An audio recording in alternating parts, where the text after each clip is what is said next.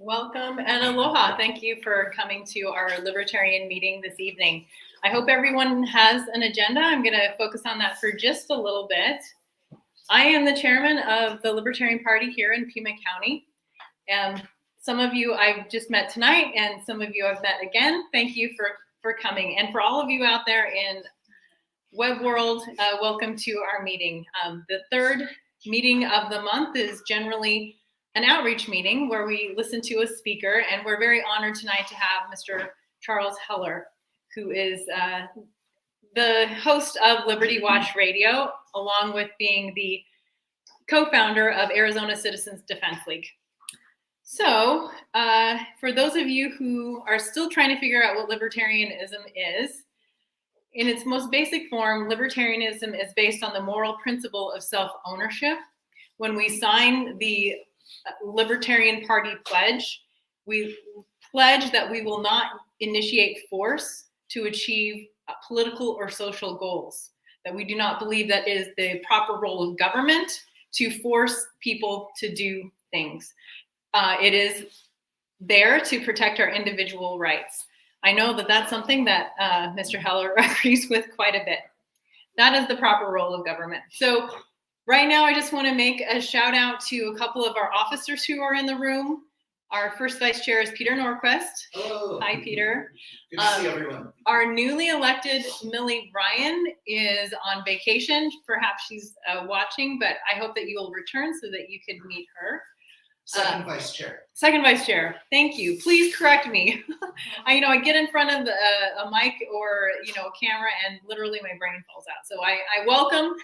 I really do welcome any kind of course correction that is made to me. Our secretary is home. I hope she is watching as well.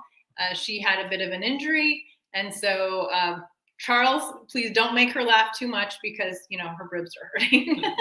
He has a tendency to do that.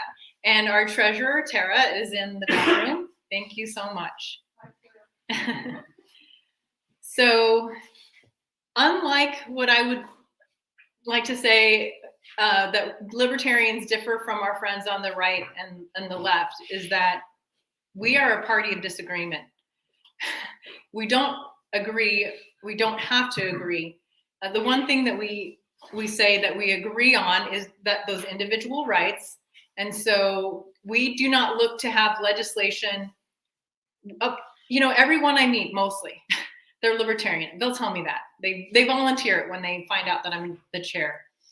Well, I'm Republican, but I'm libertarian leaning, or I'm Democrat and I'm libertarian leaning. And what does that mean? I think it boils down to is that no one I've met, very few people I've met, really want the government telling them how to live their lives.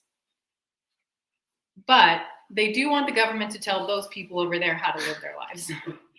So we as libertarians differ in that we can peaceably disagree with others. And so if you ask 100 libertarians why they're in the party, you're going to get 100 different answers. And so if there's anyone that can stand up and say, I disagree with you, but I can live peaceably with you, it's a libertarian. And I'd like to introduce Sue Ann Christensen right now, because as a libertarian, she's going to tell you why she's a libertarian. And she is also our, I want to say, kick-ass assistant secretary. Yes, I do that. Thank you. So I got to be a libertarian when COVID started, because I just was not in agreement with anything that was going on as far as the mandates, the masks, and then the vax. And for me, that was the pushover. It's like, I cannot be told what to do. I was appalled that a lot of people were losing their jobs, were being forced to do that, and their livelihood was on the line. So for me, Drew was instrumental in that, because she was in another organization that I participated in. And at that point, she had won some precinct committee people. So I volunteered to be the one that's in my district, which is 146 out in the Northwest. And I've been one for a year and a half to 2 years, depending. I got voted out. Can you believe that? 4 people, 3 of them for 2. It was, well, maybe 5. But anyway, that's how big it is. So on the whole, though, I just feel that what the Libertarians represent is something I can be in alignment with, because there is a lot of leeway. And I also ended up doing like constitutional classes and learning a lot about that, understanding that we actually go along those lines more than most of the other parties. I'm fed up with both of the unit parties. They're just one and the same. It's just who's in office at this time or who's promoting what. So for me, this is why I chose, and I've been able to make a lot of friends here, and there's really good quality people here, caring people. People are interested in our lives and how we actually get to execute what we want to do. And I do like the fact that we can peaceably get along with each other and disagree, because we don't all have the same kind of view on what's going on. So that's why I decided that Libertarian was for me, and that was why I became a Libertarian. So, all right, thank you. Yay! Libertarians, fun, caring, kind. Oh my gosh, come here and you can find out more about that. So this is the point in our meeting where we introduce a few people who might have come forward to tell us about their community concerns and to do a little bit of a spotlight. So I'm going to ask Val Romero to come up.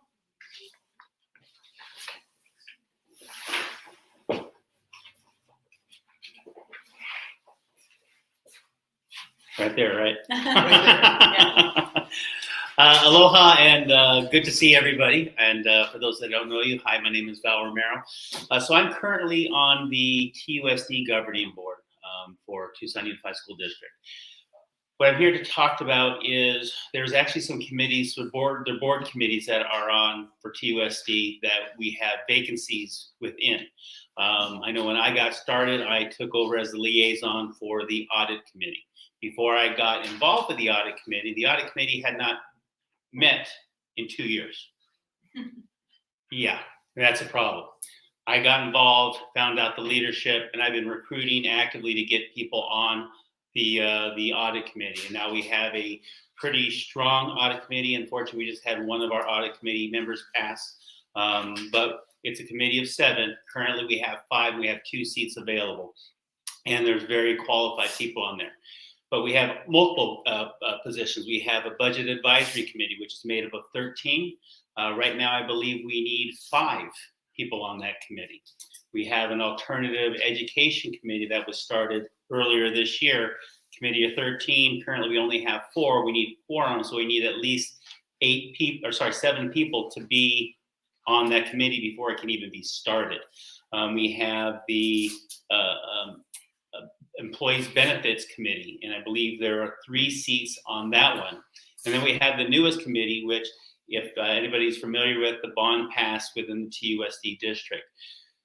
We before we even brought that up, we all agreed that we needed a bond oversight committee. And I was one of the ones that wanted to make sure that we had a bond oversight committee because of all this money that's going out there. We need the public to be involved. It's a 13-member committee where we need to get people in there to basically help give guidance to the governing board and to be able to watch things and find out what expense, what's going on through, how to be, as efficient with our money that are going to these schools, but basically having eyes in the public to be on this committee. I think this is going to be one of the more important ones now that I'm getting the audit committee back in, and we've been meeting every quarter, and we're looking to change that to every other month. So that it becomes a stronger committee. But I just here to just mention if anybody out there or out here is interested or know anybody that might be interested in getting involved with a board committee, it pays the same as I get, which is $0.00 every year. So, so I know that's pretty enticing. But there are different criteria. If anybody's interested, you can go just type in a Google search TUSD Governing Board committees, and it'll pop on up, and you can read all the different committees that are out there, what criteria. I know for the board, the Bond Oversight Committee, one of the things that I wanted to expand on, but I didn't get it passed. The other board members just wanted TUSD members. I wanted to expand it to everybody in Pima County that could be qualified. I got voted that down. So right now, the Bond Oversight Committee, anybody that lives in the TUSD district, versus like the Audit Committee, you can live anywhere in Pima County. And I do have some people that are in Oro Valley and Catalina Foothills that are part of this committee, but they're very intelligent. I'm grateful that they're on that committee. So my plea is just, if you're interested, or if you know anybody who's interested, please give it to consideration to join a Bond Oversight Committee, the Audit Committee, the Budget Committee, or the Employees Benefits Committee. And that was it. Thank you. Thank you so much, Val. On the agenda, you'll notice that Casey Smith is listed. He was set to come tonight, but he makes jewelry, and he's a silversmith, and he works in turquoise, and he got so many last-minute Christmas requests that he just felt like he couldn't come tonight, because tonight really he was just going to introduce himself, have things possibly for someone looking for a last-minute gift to buy. I will let you know that he just opened a trading post, which is, if you understand where Wrightstown, Pantano, and Tanca Verde intersect, that little bit of a overpass area, there's OK Feed right there in that general little shopping area. One that he just opened a trading post, and so he's available there. I just wanted to make sure and mention that. So if you're looking for a great, wonderful, handcrafted, local artisan gift, it's open 1 to 5 Tuesday and Sunday. And he will be a featured speaker in February about not only his craft, but Native American history. So I've gotten to meet him, and he was so fascinating just in person. I thought he would be a great person to come during the month of the gem show and to talk about not only gems but and jewelry, but Native American history. The last little bit of housekeeping that I want to do regarding the agenda is on that back side, you will see an upcoming calendar of events. For those of you who aren't here in person, I would like to put my glasses on so I can read it. So for the benefit of those of you who are online, we have on the 28th, The Little Prince, which is a film that will be shown, and we will have our annual holiday party and White Elephant gift exchange. You can get a gift anywhere from homemade, or reuse, something that's gently used that you just like to regift, or anywhere from $5 to $25. And we play a pretty awesome game. I will just say, I don't know if it'll show up this year, but someone walked away with some ammo last year. I think they were a little bit surprised. So, that was a fun event. So that is next Thursday evening. In January, I will be presenting the Hawaiian Kingdom, A Warning to the United States of America. That is on January the 18th. And the 25th, there will be a film entitled The Stones Cry Out, which is specifically about the Christian Palestinians living in Gaza. There is then, like I said, Casey will be our speaker on February the 15th. And on the 22nd, going right along with rodeo, we have one of my favorite John Wayne movies, The Cowboys. We have an offsite social. We have a 5th Thursday in February of all months. There is the 29th, and that social is St. Hubert's Hatchet House. So that's going to be a great time. Then in March, on the 21st, we're going to have a debate. We've had forums here in the past, and they have been candidate forums. We do have a couple of those coming up this year as well. But that is going to be an actual debate between ranked choice voting, for or against ranked choice voting. I think there's a bit of a divide in the Libertarian Party. I personally am against ranked choice voting. I know libertarians who are for ranked choice voting. And so rather than what we did last year is we presented it against side, I think it only fair that if we present that topic again, that there be a formal debate. And so that will happen March 21st. And then March 28th, we will watch a Cary Grant movie, which is People Will Talk. So for the benefit of those of you online, that's our upcoming schedule. And if you're lucky enough to be here You've got a list of our calendared events for the entire year. So we definitely hope to see you more. Please understand that we'd love to have your information. We'd love to have you join what I call my Peaceful Warrior Posse. So if you got past the sign-in sheet and you're a little embarrassed to do that, you've got a second chance. Keep your notes and then give us your information on the way out. We'd really appreciate that. So at this point, I'm happy to welcome Charles Heller back to the Libertarian Party. Just be cautious here, Charles, or go the other way around. Okay. I consider Charles a friend.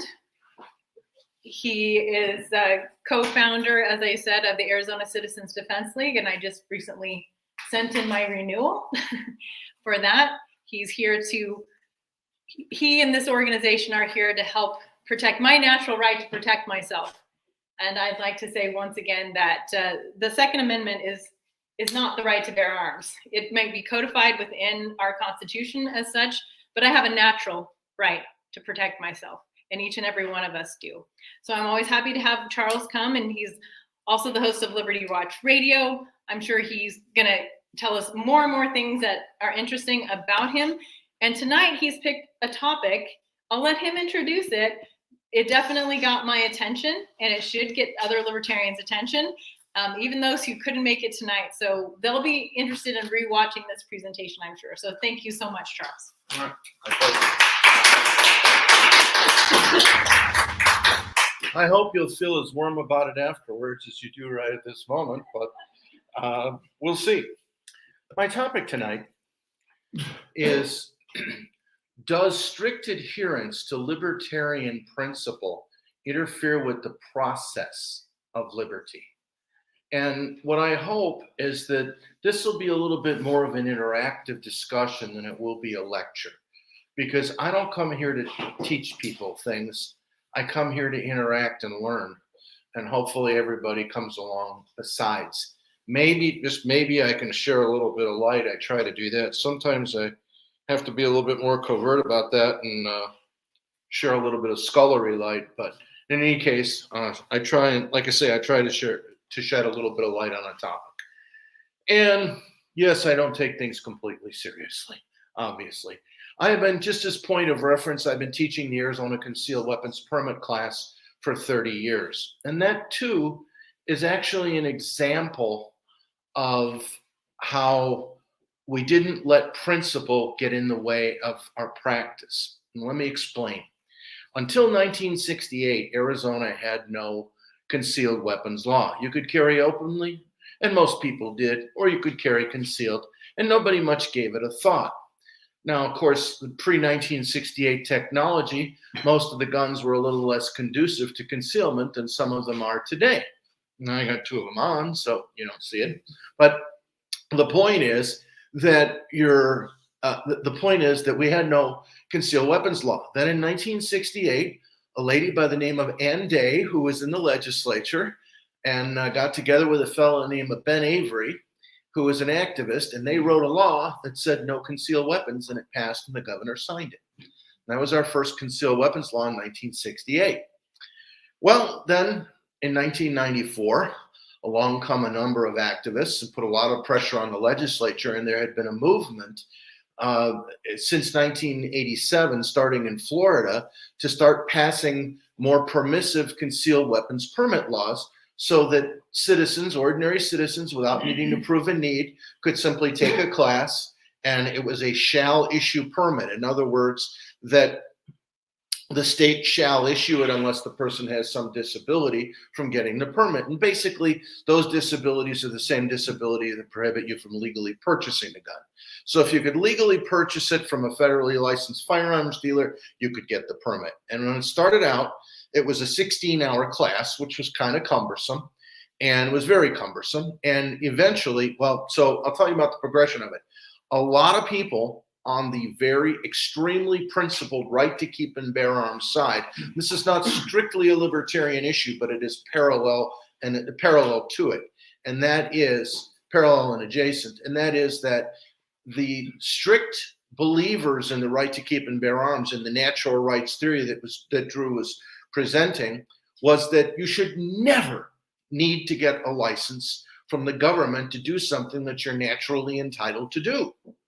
And principally, the people that co-founded the Arizona Citizens Defense League, specifically Dave Kopp of blessed memory, Fred Dank, who's retired and living in Tennessee right now, and John Wentling, who's retired and teetering a little bit. And I'm the only one who's one of the founders, excuse me, who is still left active with the organization. I left the board of AZCDL in 2014. And when Dave passed away last year, I rejoined the board so that the board had a balance of 5 members on it. So we would never have a tie in our voting if anything ever came to it on the board. And my term is only a year, so we're looking for an activist who is not completely gray that can take over after I leave the board for the final time. So, but anyway, the purists, if you will, said, no, we should never, ever establish that you need to ask permission from government to carry a gun openly or concealed. And we said, we're going to use this as a stepping stone to constitutional carry. And they went, oh, BS. Well, in 1994, it passed. There were cries that there would be blood in the streets. The standard thing that the anti-freedom people always say, predict doom and gloom. And that didn't happen. The hero of that was Patty Noland, who was later worked at the county as the assessor. Patty Noland was the recorder, I believe, Pima County recorder for many years. She's now retired. And she was kind of the hero of that. She championed it. It got signed and it went into law. And it worked, but 16 hours was kind of cumbersome. AZCDL came along in 2005, and we began to lobby the legislature. And in 2008, we succeeded in getting them to reduce the 16-hour class down to 8 hours, and the renewal from 8 hours down to 4 hours, and then eventually to eliminate the renewal class. You no longer had to take a class to renew the permit. And in 2010, we were able to get constitutional carry. One of the largest activists, in fact, Gun Owners of Arizona, a really wonderful human being by the name of Ken Rainier. His case can be looked up at Rainier v. City of Tucson. And his loss in the courts was used as the impetus to strengthen the preemption laws and make it so that the city of Tucson could no longer ban guns in parks. So it's been a long progression. Ken said, you should never do this. It's a bad idea to have a permit. And in 2010, when we got constitutional carry, he looked at us in a stunned manner and he goes, I was wrong. And so the only time I've ever heard him say that, but he's a wonderful human being and he works very, very hard. An Air Force vet, 30-year Air Force veteran, hard-working guy, really decent human being, Gun Owners of Arizona. We're not the only gun group around. So, but the thing that we've always said at the Citizens Defense League is we are always willing to compromise on practice. We will compromise on the way something is done. What we will never do is compromise on the principle of how things are done, or the principle of why things are done, I should say. And as a result, we have never compromised. Now, there are purists out there. Does anyone here know Ernest Hancock? Yeah, feral libertarian, steroidal libertarian, and more of an anarcho-capitalist, I think, than libertarian. But anyway, if there isn't some cross-pollination, I'm sure there is, and who is John Galt anyway? But the point is that Ernie said, when we got constitutional carry, one of the things, law enforcement wasn't going to buy off on it. And so we said to the law enforcement lobby, what is it that you would like to have that would cause you to go neutral and not oppose constitutional carry? And one of the things that law enforcement said to us was, well, if you're going to have constitutional carry, we want them to have to declare that they have a gun when we pull them over. And we went, that's a straight up Fifth Amendment violation. However, the courts have ruled since 1967 in Ohio versus Terry and many subsequent decisions. That's Ohio versus Terry is the stop and frisk ruling from the Supreme Court.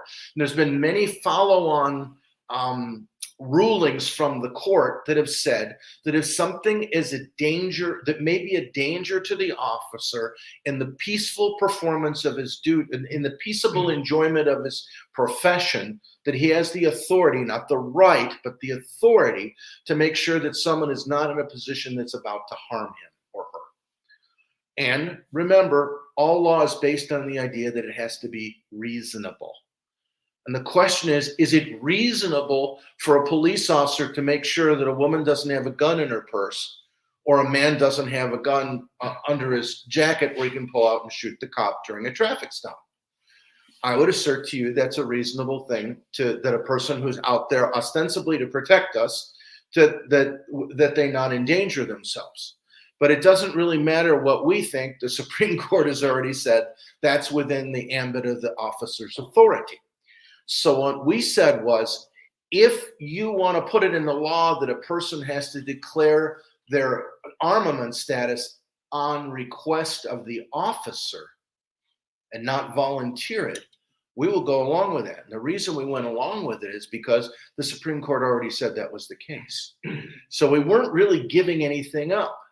But Ernest Hancock, a loyal purist that he is, said, damn it, you gave something up. And we don't think we did. So there's an example of where we got constitutional carry. We did not give up anything on principle. We didn't give up anything that wasn't already the law. What we did was we got what was already the law in terms of case law codified in Arizona state law. What 133102 now says, Title 13 of Arizona laws, Arizona revised statutes, Title 13, Part 3102 says that you must tell, is it 31.2 or 31.12? Anyway, it's one of those two laws. But the point is that if a police officer asks you if you're armed, and you are, you must tell them. So did we give anything up? We don't think we did. Some people think we did. Some people think we did. Now, the question is, if we'd have stood firm on principle and say, no, we're not giving anything up like that, no matter what the Supreme Court says, and it had caused law enforcement to go negative as opposed to neutral on constitutional carry, we might not have that today. Today, if you want to throw a gun in your pocket or your purse, as long as you're not a prohibited possessor, as long as you don't go to 9 places that we don't have time to get to, but basically schools, government buildings, if the sign is posted, polling place on election day, and a number of other spots, nuclear generating plants and things like that. But except for those places, and hydroelectric generating facilities, except for those places that you can't be with any weapon, you can basically throw a gun in your pocket, go anywhere in the state lawfully. And the reason is because the Arizona Citizens Defense League pushed it. In the beginning, we did not have all the gun rights groups aligned on that, because some of the gun rights groups had certified instructors that were worried that if the permit wasn't mandatory, they'd lose their livelihood. Well, you want to trade between freedom and your livelihood? I'll tell you what side we're always going to come down on that at the Arizona Citizens Defense League. And it's not a guess, okay? We're always going to come down on the side of liberty. So, but at the same time, we don't think we gave anything up in that, is my point. So there's an example of where if you're going to stick very strictly to principle, you're not going to put it in statute that that you have to declare if you're asked. You can just remain silent per the Fifth Amendment. Yeah, please go ahead. Is Attorney Hancock on the Arizona Citizens Defense League? No. I don't even think he's a Do you know member. who Ernie is, Arthur? Yes, he needs Okay. to come to meetings. Okay. They're not here. I know. And he's a wonderful human being, and he's got 4 successful children and a wonderful wife. And he named his first kid Corsair, if that tells you anything about his libertarian spirit. So, but anyway, I like him a lot. I don't always agree with him on everything, but I use him partly as an example, partly as a whipping boy to make a point about whether or not the strict adherence to principle interferes with the ability to transact your freedom. And by transact, what I mean is to go about your freedom and make it useful every day, as opposed to some shining, like the Holy Grail in Monty Python, the shining cup in the clouds. We don't view our liberty that way. We view our liberty as transactional, as day-to-day stuff. So does anyone disagree with what I'm talking about? Because I would love, if there's another argument on another side of what I'm talking about, I'd love to hear it, because I'd love to find out, A, what other people think, and B, if any of those arguments are convincing. Once in a while, someone does change my mind on something. So I'm open to suasion on it if anybody has any. Well, I've got something different. Okay. Discuss. Please. One of my agendas is for the government to provide free marksmanship and safety training to every citizen who's legally allowed to own a firearm. And I think that's part of the obligation to have a well-regulated militia. I don't disagree. Yeah. There's already a program available to every school in Arizona to do that if they elect to do it. Yeah. I'm talking about the actual government doing it, not necessarily. I hesitate to have the government do it for the simple reason that, first of all, the abbreviation SNAFU stands for something that's real. Yeah. Number one. And number two is because that it allows government to infuse an agenda that ought not to be there. Yeah. Well, if you're going to mandate that the course curriculum contain nothing but the basic rules of gun safety, the 5 basic rules of gun safety, maybe. But even if you try and, the 5 basic rules of gun safety are treat them all as if they're loaded, point the muzzle in a safe direction, finger on the frame till your sights are on the target and you've decided to fire, know your target and what's beyond it, and stay in control of your defensive weaponry. Those are the 5 basic rules. Even those can be easily perverted. Like, for instance, instead of saying number 1 is treat all guns as if they're loaded, you could instead say treat all guns as if they're dangerous and you should never touch something dangerous. Yeah. All right. And so, in other words, what you can do is you can use it you can easily pervert even the basic safety rules, which ought to be sacrosanct.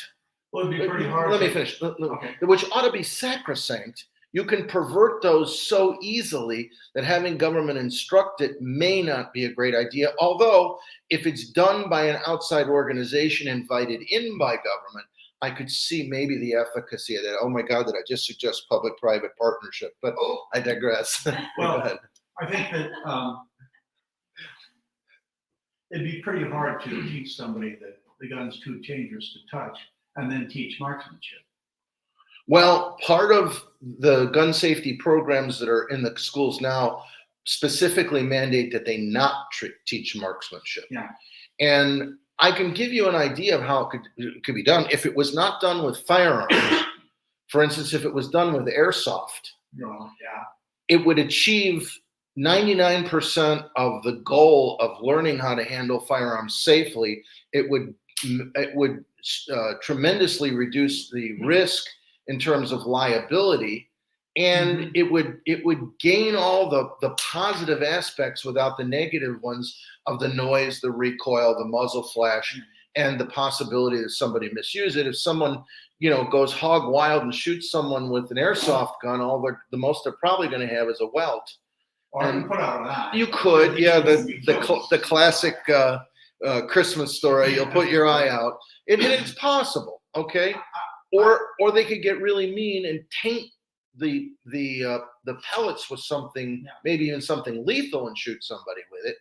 But the point is, you could achieve that end without and cancel most of the objections there are to it. Well, I was thinking of the program to be only for adults, but it could be taught in schools. The place to teach gun safety is somewhere around the 5th grade.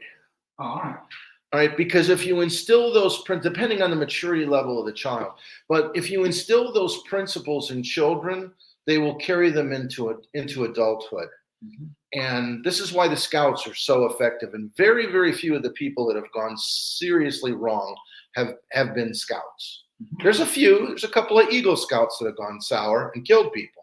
But it's very rare as a percentage of the population. That's why Scouting, among many other reasons, Scouting is such a good program, or at least it used to be before the Scouts kind of went woke. And now what happened when the Scouts went woke is that you have other organizations that have stepped in, like Trail Life. And there's a Girl Scouting organization that has, they don't go for any of the political correct wokeness stuff. And that organization has taken over a lot of the Girl Scout trips. The Mormon Church has basically converted away from Scouting to their own organization. So anything else on that principle? Well, it's just an idea, and I haven't really ever gotten anybody to really discuss it. Mm-hmm. So it's interesting to hear. Now, another example I have of strict adherence to libertarian principle, possibly interfering with the process of liberty, is a little bit broader example, and it's a national one. Rush Limbaugh used to say in his 25 Undeniable Truths of Life that this is a world governed by the aggressive use of force. And that is objectively true. All one need do is look around at the recent events in history and know that is a facial truth. It's true on its face. And so the question is, how do you deter aggression? And you don't deter aggression by treaty. A treaty may be the result of the deterrence at the end of the process. But the only way you can truly deter aggression is to be strong enough for your aggressor to make it not worthwhile they attack you. Or they think the cost of so doing will be so much greater than what they gain from it that they choose not to do it. I teach a concept in self-defense in the CCW class, and that is the concept of transitional space. Transitional space is the distance between you and the potential aggressor. And there's only two ways to manage the transitional space. Either you can move away and open it, or you can cause the other person to want to move away and open it. But those are the only two ways I know of within the laws of physics, assuming one does not have a transporter and a starship above to utilize that transporter. It's the only way I know to manage the transitional space. Okay? Well, the same thing works with nations.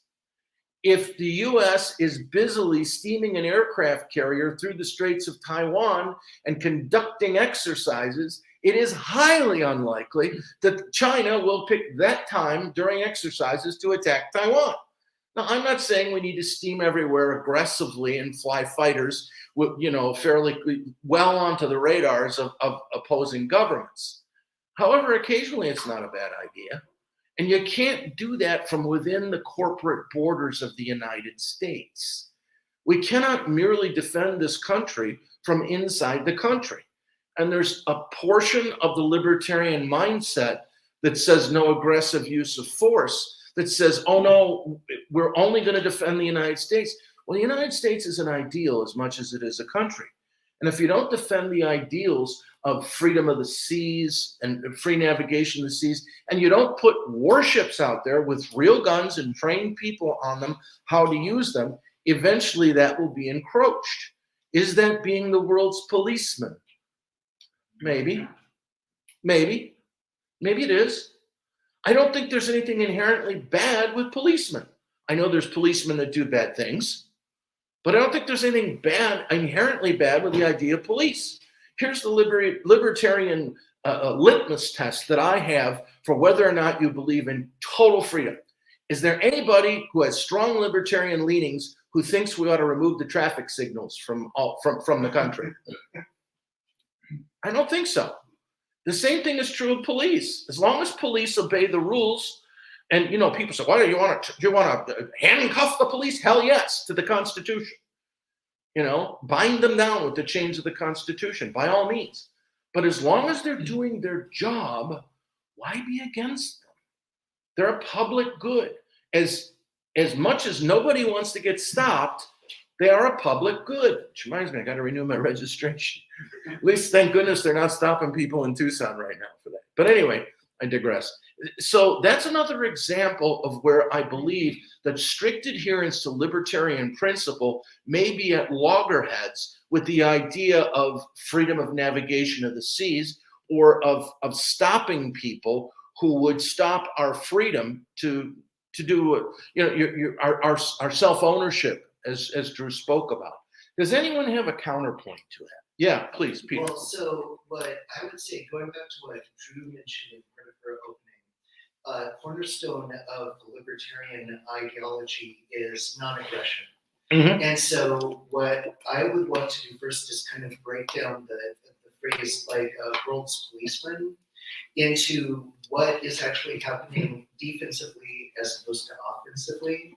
Because where the US military, which is sometimes subsumed into larger entities like NATO, for example, has been most often criticized as being the world's policeman, is when it has interjected itself, often arbitrarily or without proper permission or due process, into aggressive actions against other countries, like in Iraq, for example, or Vietnam.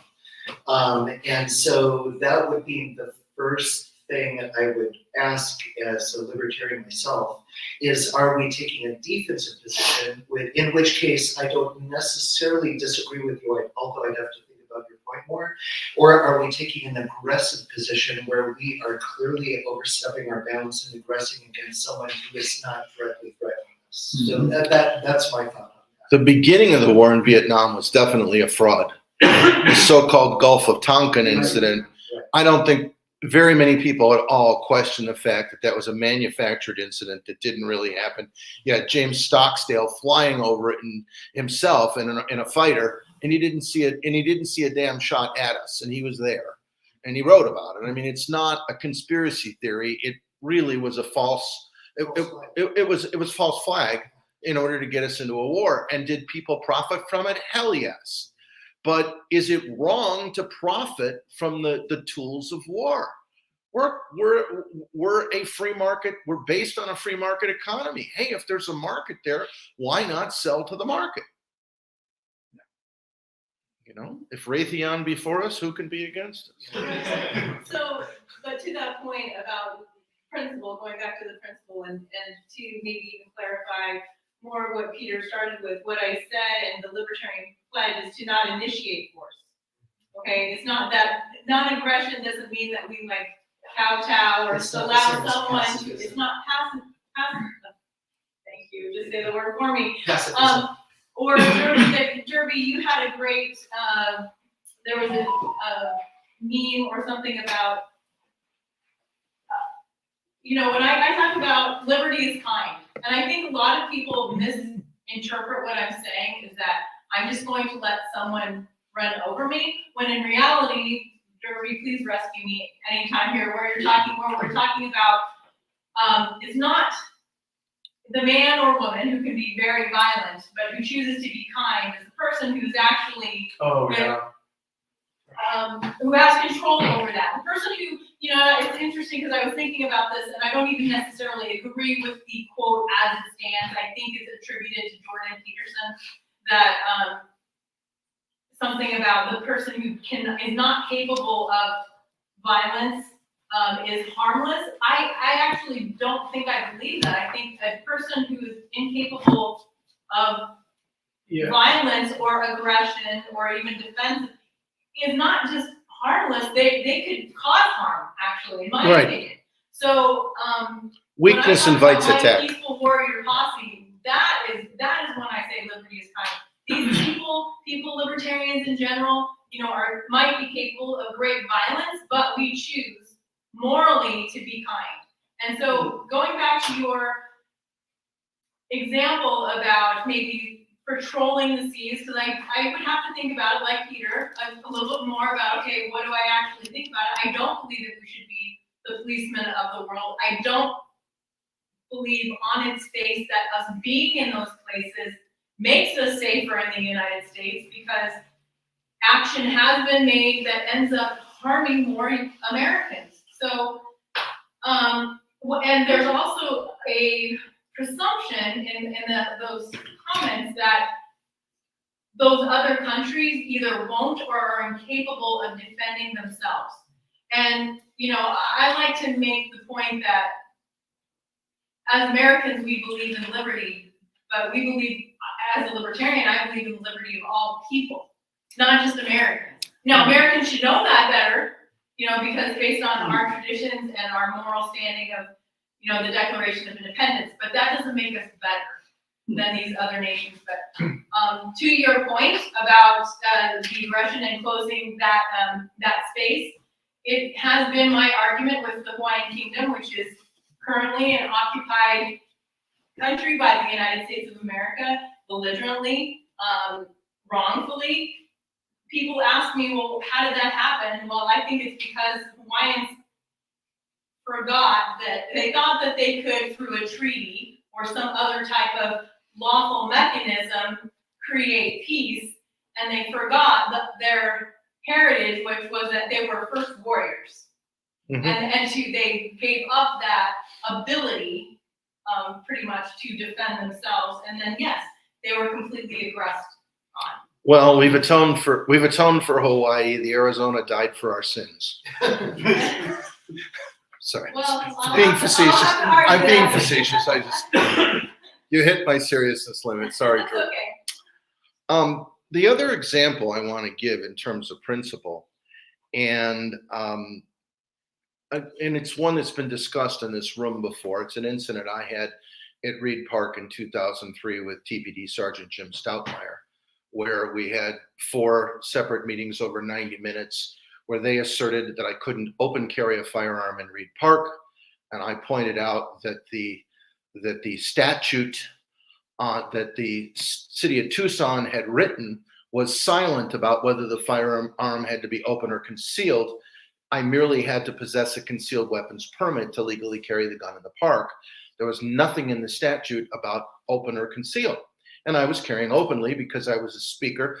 Like tonight, I was an invited speaker. And I was on the dais. I was going to be on the stage in Reed Park. And I was going to open carry before the audience to whom I was speaking. Because as a member of the gun lobby, even though it was pre-AZCDL days, by about a year, even though it was pre-AZCDL days, I've been a spokesman for the right to keep and bear arms for many years. In fact, probably one of the reasons I got noticed by the group and invited to be a part of it was my openness about it and the fact that I was in the media already and I had a platform. So, and that was the basis. I was there as part of the radio station at the event that was happening at Reed Park where I was invited to speak. And I was standing between Congressman Jim Colby and Majority Whip Randy Graff and next to Sergeant Jim Stoutmeyer, open carrying. And he was looking for a man in the park with a gun and couldn't see me because I'm left-handed and he was standing to my right. And there was a significant portion of me that was in blocking his vision. So the point being that we ended up in 4 separate discussions about whether or not I could or couldn't openly carry the gun. But at one point during the discussion, he says, my legal advisor tells me I have to advise you to either cover the gun, take it off and secure it in your car, or I have to cite you. And I said, okay, I'll tell you what, Sergeant Stoutmeyer, I'll do this for you. For right now, I'm going to untuck my shirt and cover the gun. Not because I'm complying with what you request, but because I believe what you're doing is depriving me of my civil rights under the color of law, which is a felony. And I cannot protect you, Sergeant Stoutmeyer, if you don't obey the law. And he went, huh. And I said, look, based on what you know about who I am, and based upon our transaction, you know I would never do anything to harm you, right? He goes, yeah, I believe that. I said, great. So if I force this issue, if I force you to cite me, and then I have to file a Blivens action against you for deprivation of civil rights under 18 U.S. Code 1983, you know the law they used to incarcerate the officers who beat Rodney. And he goes, I know civil rights law. I said, good, just making the point. I said, so I'm not going to do that to you. I'm going to untuck my shirt and I am going to cover it during this discussion. And no matter what happens at the end, I will not raise my voice to you. I will not be profane. I will not disobey a lawful order. I'm going to make your job easier. Now, Some people would allege that that is bending, it's not adherence, strict adherence to a libertarian principle of you stand up for your liberty and you don't back down. But I suggest to you that because I did that, I was able to give him the space to be able to call the city attorney and find out that I was right and he was wrong. His legal advisor was wrong. And for him to come back and apologize to me later and hand me back my ASP baton. They weren't worried about the Glock. They were concerned about the ASP, this thing. So, and they were worried about that, is what they're worried about, okay? And so the point of the matter being that did I give up on principle in order to obtain my point? Did I knuckle under and obey the government rule? Temporarily, I did. Well, I think that if you did it out of fear, then yeah, you're afraid of being cited. But here you did it out of more compassion to the officer. Well, I knew how much, I mean, he's a sergeant. He's not going any higher in the department. But if you've got a lawsuit against you for deprivation of civil rights under color of law, which is a federal case, it's going to severely interfere with your career. Yeah. I pointed that out to him. I said, and I'm not going to do that to you. But the reason is I don't want to screw you up because you've been so compassionate with me in the way you've listened. You're not being a jackboot. And you could. He says, thank you. And I said, and I meant it sincerely. I didn't mean like, well, you're not being a jackboot. I sincerely meant it. And he got that I was being sincere. He also had this, the underlying inkling that I was right. And the reason was I quoted the statute to him verbatim from memory. And he began to get the impression that I might know what I was saying. And he says, how do you know about this? Are you a lawyer? I said, please, Sergeant Stoutmeyer, there is just no reason for vile accusations. And he stood for a minute and then he laughed and he goes, well, how do you know? I said, I'm certified by DPS to teach this. And he went, oh, ding. And so what I did was I made sure I had a podium to speak from before I spoke, before I spoke to the law, before I issued jurisdiction, or I made sure I had knowledge of whereof I spoke before I did it. And eventually I won, and TPD ended up with a 6-minute in-service video that every commission cop had to watch, what to do with a man in the park with a gun who says it's legal. And from 2004 until 2010, that video lived in TPD, and everybody had to watch it because of that incident. So the question is, did I bend on principle? Maybe I did. Yeah, Peter.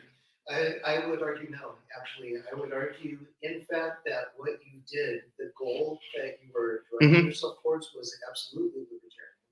And you chose a specific strategy that would be best fit to get you to that goal with the least amount of aggression for everyone. So actually, I think you did wonderful. I obeyed libertarian principle. Yeah. One thing that's important to me is that I not damage the other person. I mean, unless they're trying to do evil. Unnecessarily. Yeah, well, that I not damage them at all unless the risk of not damaging them causes a greater risk to me or the public. And that's the way I look at it. Is I know, I hear these people occasionally that, once in my classes, in teaching the concealed weapons class, in 30 years, I've thrown out 2 people. One of them, who I got the inkling he was looking for the legal angle to kill somebody and how to justify it. And I said, and he was a very angry guy, I remember, and I can see his face, I can see what he looked like. And I said to him, you seem like you're very angry and you just like the chance to kill somebody. And as a result of that, I don't think it's appropriate for you to be here. I don't think I owe you a refund on your class, because I accepted you here in good faith. But as a matter of good faith, here's your $80 back. And I peeled off the money and gave it to him. I said, please go, please leave. And he looked at me and he said, you're just like that son of a bitch in the Navy who got me out on a dishonorable. Well, what he just told me was he's a prohibited possessor. Not only could he not get a permit, he couldn't legally have a gun, and he's wearing a .45. Well, his 45 was laying in the back of the room because in the class, I want only plastic molded guns, not real ones in the room, because we're going to be pointing them at each other as part of the class. Let's not do that. But the point of the matter is that it's very rare that I find somebody that really thinks it would be an interesting idea to, are you leaving? Okay. Okay. I find it strange to find a person who would take pleasure in hurting someone else. I've never understood that. I know there's the people like that out there, plenty of them, but it's never made sense to me that even if it were lawful to do it, that hurting anyone would ever be a benefit. It might be necessary to survive, but it's not a benefit. And I never looked at it that way. Maybe, I don't know. And the other guy, actually, I've thrown 3 people out. The other guy not only couldn't hit the target, he couldn't hit the paper, and then he turned around and stuck the gun in my ribs. Just being unintentional with the gun. That guy's name, by the way, was Columbo. He went on to be a TV series. Yeah, right. You never notice how in the TV show Columbo is never armed? Maybe there was a reason. He's got one bad eye. Yeah, right. Yeah, exactly. So we will compromise on practice, but never on principle. The last one is a personal example that I'll give. And the personal example is I object in principle to the Social Security system because it isn't voluntary and it is basically mandatory. I mean, I know some people who don't participate in the Social Security, they never got a Social Security number and they live outside of the system. But very few people, an employer today won't hire you if you don't have an SSN or an EIN, I suppose. But the point is you have to be part of the system. Now, if that isn't true, or if there was a way to get around it, I was fraudulently enrolled in the Social Security system at 16. I signed at 16 before I was of legal age to sign. But then again, many parents today and many hospitals assign people with an SSN at birth. So, is that voluntary? No. But ultimately the premise in Social Security is that the government will provide a meager retirement, nowhere near what you could have gotten if you invested that money yourself and rationally. But the point is that it's money that's taken from you at the threat of violence against your will and under duress. Now, I think most of the people, I think all but 3 of the people in this room are probably eligible for Social Security, okay? And the question becomes, well, if I don't take it, am I not taking my money? And people tell me, well, it's your money, you should get it back. And I say, well, that's true in part. It's partly my money, but it's also money taken from other people, commingled together, and taken from other people at the same threat of force against them. And now the question becomes is, in order to get my money back, do I have to engage with the system to which I objected initially, and which I entered involuntarily? And throughout my life, at 16, I started to work. I'm 66. So for 50 years, I've been involuntarily forced to contribute to a system I don't support. Now, in order to get that money back, should I then say, well, I've been against it all these years, but as long as I can get my money, I'll go along with it. And the question becomes, then, am I then not saying, if I accept Social Security, that, well, I guess it's okay to take the money from other people because that's what's paying for my Social Security now? My answer is no, it's not moral. I've elected not to do it. And I'm not going to starve on principle. If I ever get to the point of where it's necessary to do that through disability, I'll get on SSI.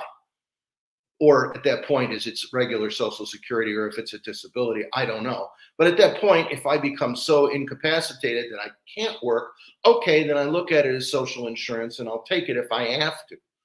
But I've tried to arrange my life in such a way so as not to violate the principle of acknowledging the theft, acknowledging isn't the right word. What word am I looking for? Supporting, more than acceptance. I am supporting the idea of theft from others because now I'm the recipient. To me, that would be one of the most immoral uses of money that could possibly be. Now, this drives the people, especially people on the left side of the equation, stark staring mad. What's your money? Why wouldn't you take it? You know, the GM at the radio station.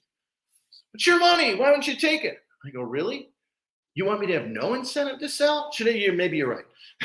But the point is, why would I, all these years, I've inveighed against Social Security.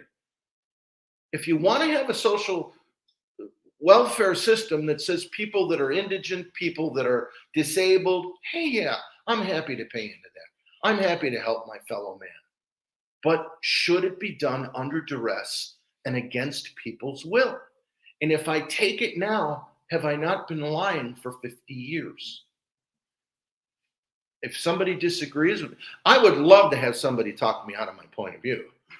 Believe me, I would. But maybe there's something I'm not seeing. What is the age of Social Security eligibility? Well, it's 65 now, but I think it's going to go up to 67 for some people soon. I think it's 62 and a half for reduced benefits.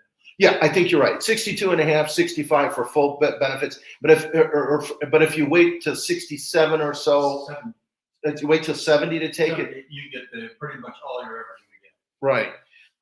Okay. Yeah, I think you're right on that. But the point of the matter is do I, if I take it, am I not saying, well, then I guess I was wrong for 50 years, or in 4 years, that I was wrong for 54 years in opposing the system because now I'm a beneficiary of it.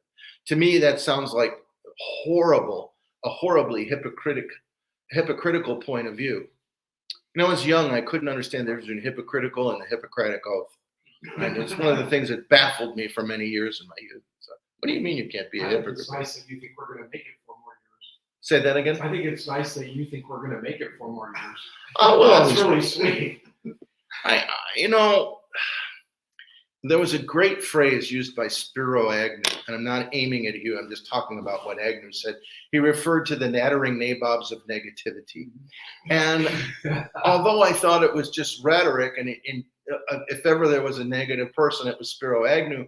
But the point is that I don't think that it's wise to be pessimistic about the country. Fred Dank, the treasurer of AZCDL, used to say some very pessimistic things sometimes, and I always praised him for it. I said, Fred, you are just a shining example of the power of positive pessimism, was my phrase for Fred. And he always laughed about it and said, yeah, I guess you're right. But I don't think it's wise to bet on the failure of America. I was kidding. Just the way that things look, it just looks kind of. Well, I'm a positive kind of person. I look at that as, wall, what wall? All I see is some drywall. Of looking at something in the narrow term, or in the term so close that you cannot, all you see is the tree bark, not the forest. Oops, $5 fine for hitting the microphone. So that's how I look at the intersection of principle and practice. Yeah, your name is? Matt. Matt, okay. Yeah, I think it's pretty noble that you're able and willing to do that. That's pretty awesome.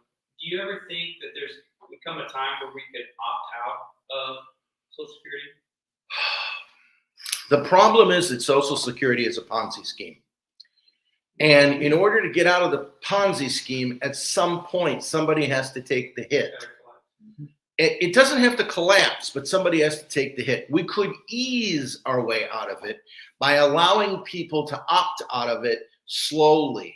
But if you allow people to opt out instantly, what it'll do is it will collapse because of the relative numbers of people we have retired to the number of people we have working. Another thing we're eventually going to need to do somehow is to make a system where more people can legally immigrate into the United States. If we just up the numbers a little bit, we currently allow 1 million legal people to come in a year and gain citizenship. If we made it maybe 2 or 3 million, we would probably have enough people to sustain the pipeline for Social Security. I'm not saying we ought to legalize all the people who've come here illegally. I don't think that at all. All right. But what I'm saying is the system has been so overwhelmed. Are you familiar with what's called Cloward-Piven strategy? That is where you overload, deliberately overburden the system so much that it collapses, and then you have a new ready solution to come in and fix the problem that you've created by the collapse. It's called the Cloward-Piven strategy, named after two professors who designed it, one of whom is still alive, one who's Francis Piven, I believe, is still alive. Cloward is not. And I think they were a married couple. Yeah. And I'm giving you my opinion. I think the unique thing about the United States is not the financial system, but I think that throughout all of our lives, people have always said we're on the verge of financial collapse because of government spending and excessive taxation. But all the countries of the world have the same thing going on to some extent. I think the one thing that makes America unique is the Second Amendment, the right to keep and bear arms. And that will be the only thing that makes our future different from the collapses of Venezuela or any of those other places. And it will be uniquely different because of the right to keep and bear arms. I don't want to be the guy that speaks against the right to keep and bear arms as a spokesman for a right to keep and bear arms organization. And I think the calculus there may be in error. I think you may be observing what you believe to be, or what you want to be true, but isn't necessarily true. And I give you as an example what happened during COVID. An armed society did not stop the government from any of its tyrannies whatsoever. What it did do is it caused more people to be armed because they understood that they got a firsthand impression of the idea that the police are not coming. And they're not, especially not in Tucson. In Tucson, we have under 750 commissioned officers available for the street. That's for 10 overlapping shifts in 4 areas of the city, and that includes the detectives and everybody up to the rank of sergeant. And that doesn't take away time for vacations, training, sick leave, and training days. So, I mean, in any one section of the city of Tucson, it's highly unlikely for there to be more than 12 police officers in any shift. Highly unlikely. I waited 4 hours and then they called me and asked me if I was all right. So that's the situation. This was this drunk guy in my front yard trying to get in my car, trying to get in my van, knocking all kinds of stuff over for 3 hours in my front yard, trying to get in the house. The police would not come unless I told them he had a gun. Which he wouldn't do because he didn't. Well, you can't lie. You can't be forced into the circumstance where you have to lie to get service. You could certainly say, I believe he has a weapon by my observation of his posture and something in his belt. You can say that, but to say he has a gun would be a lie if you don't see a gun. Still, I don't see the problem in that. You know, you can lawfully push someone off your property if they're trespassing. Well, I didn't know if he Must have a badge. could have had a knife. What? He could have had anything, I was yeah. so drunk. He didn't know what was going on. He literally, I found his credit cards and his driver's license laying in my front yard. He literally was so drunk, he was carrying his credit cards that he'd been drinking on and his driver's license in his hand. And he dropped them in my front yard. He spent 4 hours, 3 hours at least looking for them, trying to get in the house, trying to get in the van. I wasn't going to go out and confront him without a weapon, for sure. If I had a weapon, something bad might have happened. Police should have come and dealt with it. Yeah. If you expect the police to rescue you, you have an unreasonable expectation. In the city, absolutely. In the city. And the county is not much better. And so, I mean, and it's true, then it's not just true in Tucson, and it's not the fault of the police either. It's the fault of the political system, which has been actively defunding them for at least 12 years. We're for 1,200 commissioned officers down, as you say, 750. Well, yeah, but they're not all deployable. Just because we've got 750 doesn't mean we can deploy. What? Right. Well, you got off duty, you got training days, you got sick days. There are a number of other, and you have people who are down for discipline, rarely, but I mean, always a few in the department. And so what happens is it's an attrition of the numbers that are available to respond. And again, it's not their fault. Administrative. Not too much administrative. Yeah. What's your thoughts on that new gun lock program that the county attorney has decided to partner with the schools, TUSD schools? It's not a bad idea to distribute gun locks. It's been happening for a long time, for at least 12 or 13 years that I know of. The county attorney and various other agencies, you could always go to the sheriff's department and pick up a free gun lock. I mean, it's not new, it's not unusual, it's not a bad idea, but a gun lock alone doesn't do much if you don't train the kids. I had an incident at my house, one of the 5 times in the last 23 years that I've drawn a gun, okay? And I had an incident in my house where I lived on a rural street. I lived on West Illinois, and it's dirt road out there. And my driveway was 220 feet long. It was a mobile home. I set it at the rear of the lot so that there would be more space in front than in the back. And in the back, I intended to put up a second telephone pole, but I only put up one for the power. And I had a pole laying in the backyard, just laying there. This lady thought my driveway was the road, and she drove up. Turns out it was the neighbor running from her abusive spouse, and she realized that it wasn't the road. She went to drive around my house. She had a Camaro, and she ran over the telephone pole and got high centered. So I wake up to tick tick. I thought I was in Chicago for a moment with somebody stuck in the snow in a parking spot. I opened the back door and said, "Do you mind telling me what you're doing in my backyard at 1 a.m? She says, "My husband's going to kill me." I said, "Okay, you're welcome to come in. We've already called the sheriff." No, he'll kill me. I said, "Okay." He's got a 10-year-old kid in the car. He gets up and says, "Yeah, I'll go in." She says, "No, you get back here." Well, anyway, I ended up, long story short, I told my kid, I said, "Bring me one of my guns." So he brings me, I'd gone to the gun show. I had a bunch of guns in a box. They were all unloaded. He brings me my daughter's 22. 9-shot 22. I open it and, oh, that's great. It's empty. That's fine. Thanks, Glenn. So anyway, but I pointed the gun out the door without pointing at the guy. It scared him. He went to drive off. I turn around and there's my kid at port arms with a Mossberg 20 gauge. All right. And I said, "Why the hell didn't you give?" I said, "That loaded?" He goes, "Yeah." I go, "Why the hell didn't you give me that?" He goes, "I figured if he got through you, he'd have to deal with me." Okay, good training. Reasonable premise. He's pointing it safe. His fingers on the frame. I'm going, okay, no round in the chamber. Yeah, that's okay. I said, how long, he's 14. How long have you had that gun in your room? He says, 2 years. Okay.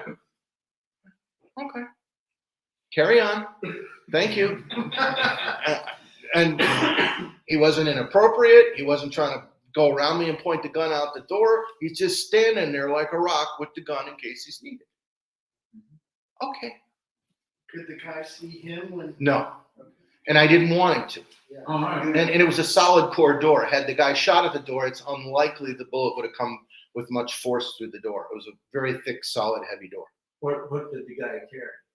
I don't Did he have a know. gun? He had a big lifted truck, and he made feints at my mobile home as if to knock it over, and then he finally just drove away. The police caught him somewhere around Douglas. He'd outrun several deputies, and he was driving drunk and high and stoned, and he ended up with 3 years in the jail or something. I don't know, and for beating up his spouse. I have a comment to make about the Social Security. Mhm. Complicated on that. I think you should treat it like a reverse ransom. You know, if somebody kidnapped your kid, it'd be wrong for you to pay the money, but you're going to do it. Get it back. No, I don't think I would. You know? I think I'd go hunt him down. Well, yeah, but good luck trying to find them. Well, do you ever see that movie called Ransom with what's his name in it? That's the right idea. You take whatever money you would have paid in ransom and you offer it as a public reward to anybody that brings me the fellow, alive or dead, that kidnapped my kid. Good on you. Here's the money. That's still a ransom. No, that's not a ransom. Well, it's a deterrent. It's It's a bounty. What the term is, it's a distinction without a difference. No, it's not. Oh, no, It's not a distinction without a difference. It's It's still costing you the money. yeah, but the money's not the And yet point. it The money's causes irrelevant. All the other potential kidnappers to say, there's no way I'm gonna even think about doing that. This is one guy I don't want to Yeah. mess with. Yeah, but if other people take from that example, it's also a teachable moment. And if we dealt with people more that way, you know, what if Greg Abbott, instead of sending his officers to arrest people who are coming here, what if he sent them to the border? And when the people got to the border, he said, "Alto, you can't enter. Go." What if he just did that? I think it's impractical. It may be impractical, but how many times does it have to happen before people realize, hey, they turn us away at the Texas border, and have the natural effect on the flow? And you don't have to violate. There's no law he'd be breaking to do that. No, yeah. Again, it's impractical. What they'll do is they'll turn away. Then the next day they'll go back somewhere else. Maybe. That's why you build the wall. Or just storm the border. Yeah. Right. I know. No, there is no perfect answer. And if I claim that I've got a perfect answer, what a fool I am, right? But I'm just saying, I think there's another way to handle it. But you know what? I'm not in Texas, and I'm not Greg Abbott. So I don't even own a wheelchair. So. What, is he in a wheelchair? Yeah. Oh, I didn't know. Charles, I have a follow-up question to Tara's about the situation with TUSD and the gun laws. Mhm. So I don't have any problem with the program as it's stated on its face. My one concern about it is that in instituting it, they just generated a brand new list of gun owners that they now have, TUSD specifically. Is that something that you would be concerned about? Because I could imagine a situation where you've got some sort of red flag thing going on.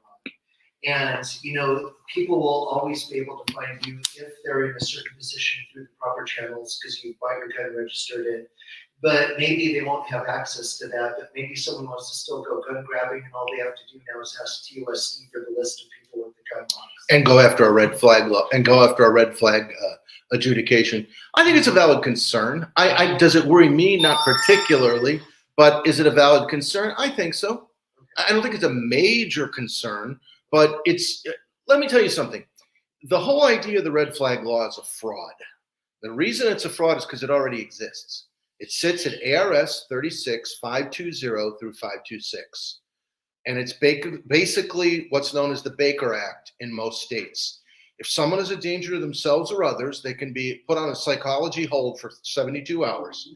And if they're determined after a hearing to be a danger to themselves or others, they can be incarcerated for mental health reasons against their will. The instant that happens, they become a prohibited possessor. You don't need a red flag law. All you got to do is that person is declared incompetent. You just simply get a writ from the court to go seize his guns. It's already law today. There's no reason for any other law. And any attorney general or any law enforcement officer or any hired help of the state, be they elected or appointed, if they don't understand that, they're malfeasant, not knowing their job. And if they do understand it, they're prevaricating. Are you a liar or are you malfeasant? That's the only way you can look at people. And Chris Mays went on Bill Buckmaster's show last week and talked, we need a red flag law. One of the things I'd love to see done. And I missed it. And Buckmaster is acting in a persona. I don't want to use Lennon's term, but you know what I would have said. I love Bill Buckmaster. I'm terribly sorry for his recent loss.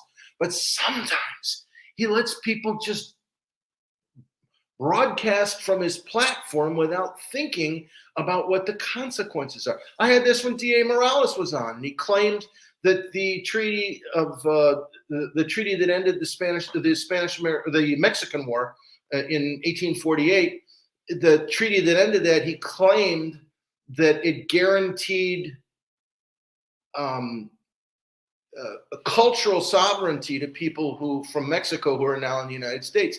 It did nothing of the kind. It said they could still be Mexican citizens. It didn't say anything about cultural sovereignty. And he went on the air, and Buckmaster actually, I told him, Buckmaster actually had the courage to call him on that. But, not absolutely lie. He said the treaty was written in Spanish and then translated English. That's not true. It was written in Spanish and English at the same time at a table. And he said a bunch of things that weren't true. And when I pointed out to Buckmaster, he had the courage to confront him about it. Don't say those things on my program. They're not true. But I think when it comes to the gun thing, people are so tied into the emotion of it. Well, why can't we have a law that says if someone's dangerous, we take their guns? Oh, for gosh sakes, we already do. We have for many years. So, anything else? Yeah. What are your thoughts on that resolution that Rex Scott just got voted in last month to send a support letter to the ATF because gun violence is a public safety and health issue? Well, there is no such thing as gun violence. And the reason is because there's no such thing as a violent gun. Guns are inanimate objects. They cannot create any violence. Therefore, the term gun violence is, by definition, is a manufactured term designed for a psychological result to create fear and revulsion. Wait, let me finish this. Hang on a second. So there is criminal violence done with guns. Certainly there is gang violence done with guns, but there is no such thing as gun violence. So anyone using that term is by definition prevaricating. Well, there were a lot of half-truths and misrepresentations in his data in the resolution, and so I do not doubt you for one moment. He was just using that as something to catch people's attention. Mm-hmm. It's a hook. We use it in advertising all the time. It's a sound effect. It's a question. It's something distracting that makes you keep listening. Thank you for listening to Liberty Watch. I'm on Sundays from 10 in the morning, Swap Shop, 11 o'clock Liberty Watch, so that government remains servant, not master, based on the notion that if you want an informed public, you got to have good information that doesn't put them to sleep, even the commercials. And if you have an author with a book, you read the book before you have the author on, or at least 3/4 of it, if you can't get to the whole thing, but so that you understand the gist of the book and you inform the audience about it. And then the last hour is America Armed and Free, about things with a muzzle, a nozzle, or a blade, things that fly, shoot, and cut. And based on 30 years of teaching the concealed weapons class and more than 18 years of activism at the state to help get 71 good bills passed by 3 governors.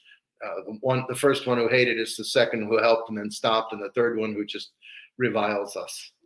Is your show streamed? Yeah, it's kvoi.com, and click on Listen Live, and it's also archived on the web at libertywatchradio.com. Look on recent shows. libertywatchradio.com, recent shows. I've got a web column. Citizens Defense League link on my computer. Is there a link there for it? From my show? Yeah. No. Separate entities entirely. All right. I figured. Yeah. That they're related. So. Yeah. Does anybody else have anything for me? Thanks for your attention.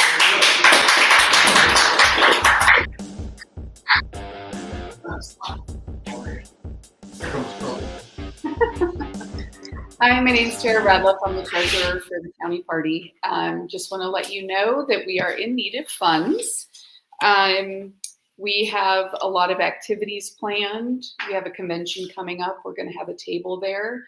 Not only can you dig deep into your pockets and bring out something, if you wouldn't mind, you can do it online at pimalp.org or in person to me.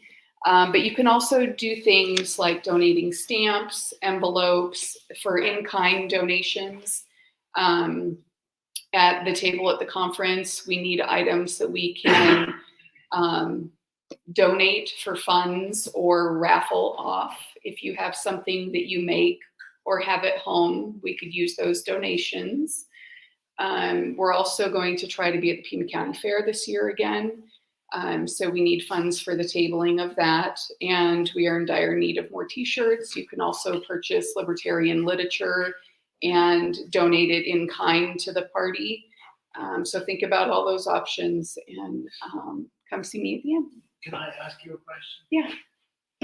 Is there like a government archive that they receive of all the funds that we receive and who gave them to the Libertarian Party?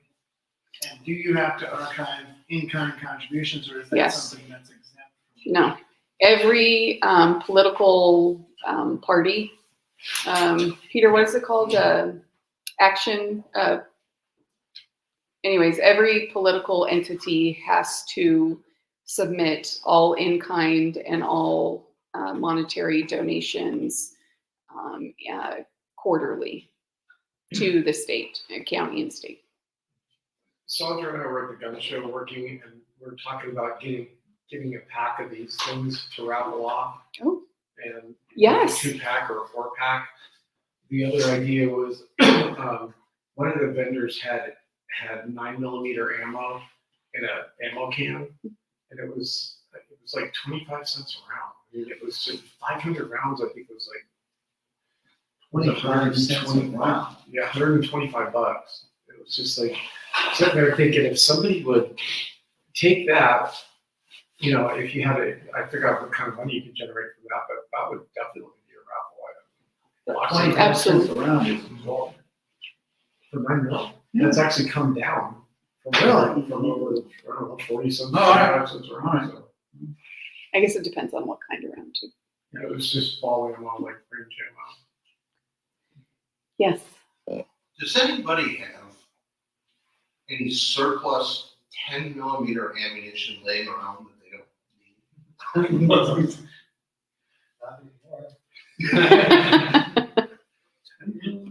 I thought I'd ask. All right. Well, thank you for coming. We enjoyed your company. I hope you enjoyed Charles's talk. I think it was very interesting and thought-provoking, his premise. And I hope you guys all have a wonderful evening and a Merry Christmas, Happy Holidays.